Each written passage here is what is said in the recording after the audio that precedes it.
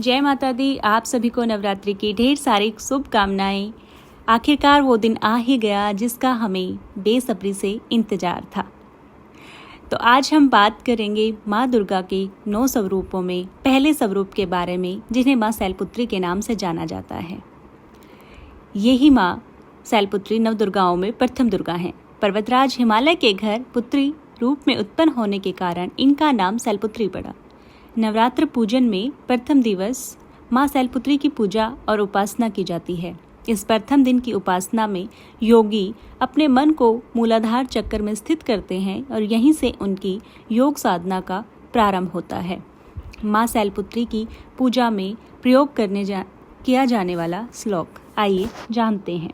वंदे वांछित लाभाय चंद्राधिकृत शेखराम वृषारूढ़ाम शूलधराम शैलपुत्री यशस्विनी।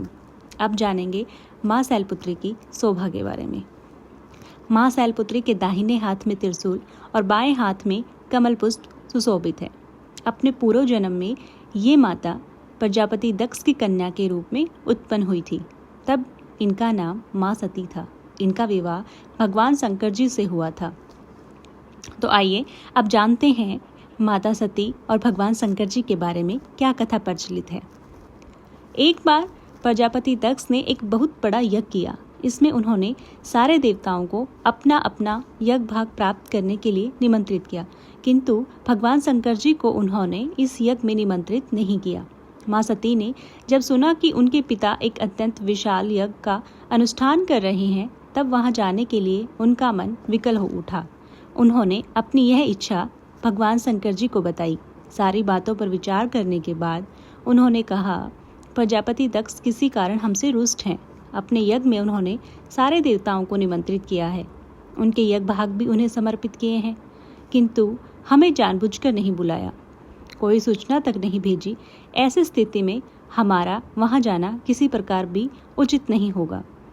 भगवान शंकर जी के उस उपदेश से माता सती को कोई प्रबोध नहीं हुआ। पिता का यज्ञ देखने और वहां माता और बहनों से मिलने की उनकी व्यग्रता किसी प्रकार भी कम ना हो सकी। उनका प्रबल आग्रह देखकर भगवान शंकर जी ने उन्हें वहां जाने की अनुमति दे दी। माँ सती ने पिता के घर पहुंचकर देखा कि कोई भी उनसे आदर और प्रेम के साथ बातचीत नहीं कर रहा। केवल उनकी माता ने स्नेह से उन्हें गले लगाया है। बहनों की बातों में व्यंग और उपहास के भाव भरे हुए थे। परिजनों के इस व्यवहार से उनके मन को बहुत कष्ट पहुंचा। उन्होंने यह भी देखा कि वहां भगवान शंकर जी के प्रति तिरस्कार का भाव भरा हुआ है। दक्ष ने उनके प्रति कुछ अपमानजनक वचन भी कहे। यह सब देखकर सती माँ का हृदय अक्षोभ, ग्लानि और क्रोध से स्तब्ध हो उठा।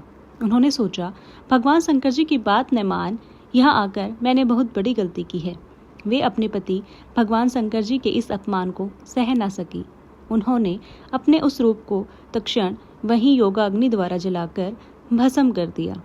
वज्रपात के समान इस दारुण दुखद घटना को सुन शंकर जी ने क्रुद्ध होकर अपने गणों को भेजकर दक्ष के उस यज्ञ का पूर्णतः विध्वंस करवा दिया।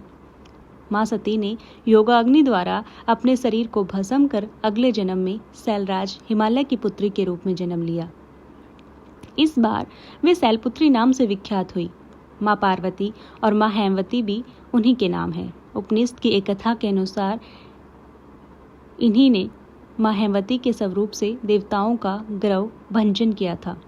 माँ शैलपुत्री देवी का विवाह भी शंकर जी से ही हुआ। पूर्व जन्म की भांति इस जन्म में भी वे शिवजी की ही अर्धांगिनी बनी। नवदुर्गाओं में प्रथम शैलपुत्री दुर्गा माँ का महत्व और शक्तियाँ अनंत हैं। ये थी माँ शैलपुत्री से जुड़ी एक प्यारी सी कहानी। आप सभी को कैसी लगी कमेंट में ज़रूर बताएं और ऐसी ही माँ दुर्गा के नवदुर्गा रूप के बारे में जानने के लिए चैनल को सब्सक्राइब, लाइक और कमेंट जरूर करें। धन्यवाद।